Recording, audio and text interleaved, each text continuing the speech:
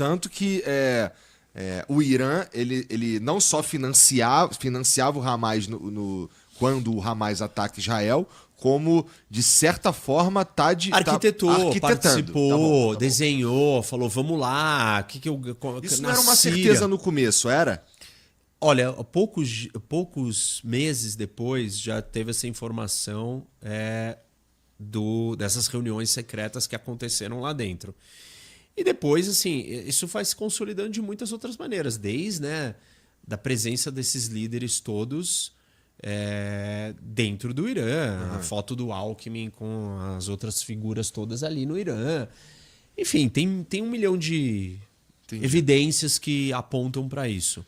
Não é só, tipo, eu tô ajudando. Se você ajuda e você financia uma organização dessa, tem coisas que você fala para ela, ó, isso você não pode fazer, porque vai sobrar para mim. Porque é óbvio que você fez isso com o meu dinheiro, com a minha arma. E óbvio que, dependendo do nível do caos que você tá fazendo, eu vou ser responsabilizado. Então, você tem que ter alguma ingerência no que vai acontecer. E se é um movimento desse tamanho, você não faz isso sem consultar o seu patrono, que está te dando todo o suporte, toda a estrutura. E essa estrutura precisa ter um corpo, até drone. Tinha drones iranianos que foram usados nas câmeras que foram atingidas do lado de Israel, que pararam de enxergar, né, quando eles cruzaram ali a fronteira de Gaza.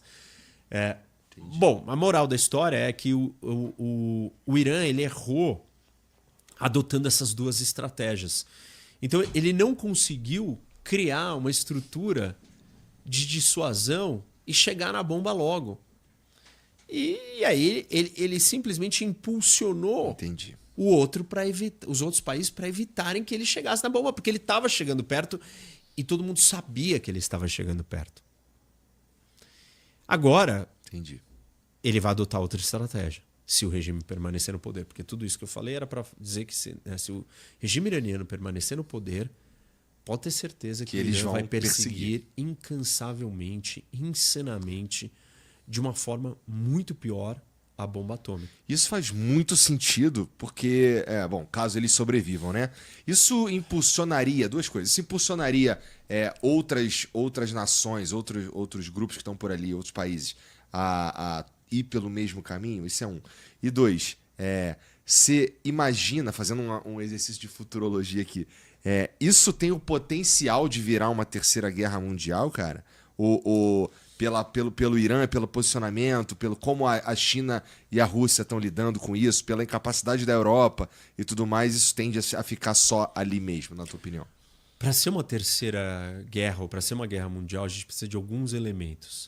O primeiro deles, todas as grandes potências do mundo precisam estar envolvidas no conflito, em algum conflito. Esse conflito não vai envolver nem a China, nem a Rússia, nem a Índia diretamente na guerra. Não vai ser mundial. O segundo critério é o combate ele precisa estar acontecendo em múltiplas regiões, pelo menos em 2 ou mais continentes do mundo. Se é uma guerra regional, local, ela não vai virar mundial. Ah, mas aí tem outras guerras regionais já acontecendo em outros lugares. Mas elas têm que se juntar e se unificar em algum momento. E isso não está parecendo que vai acontecer. São motivações muito diferentes, né? Isso. Uma guerra mundial, quando ela termina, ela tem que ter produzido um mundo diferente. Nós temos que ter uma nova ordem mundial. E aí eu pergunto, acabou a guerra no Irã? O mundo mudou? Não. Então não vai ser não é mundial.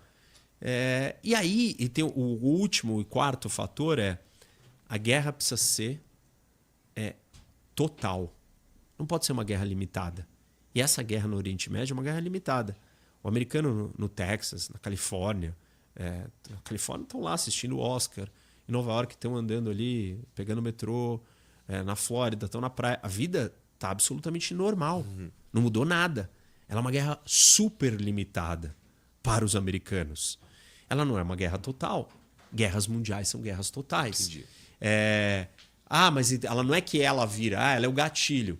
Tudo bem, mas você não tem os outros movimentos dos outros países transformando aquilo numa guerra mundial. Onde que isso tem potencial guardado de futuramente ser um agravante com escala mundial? Isso que eu comentei do Estreito de Hormuz.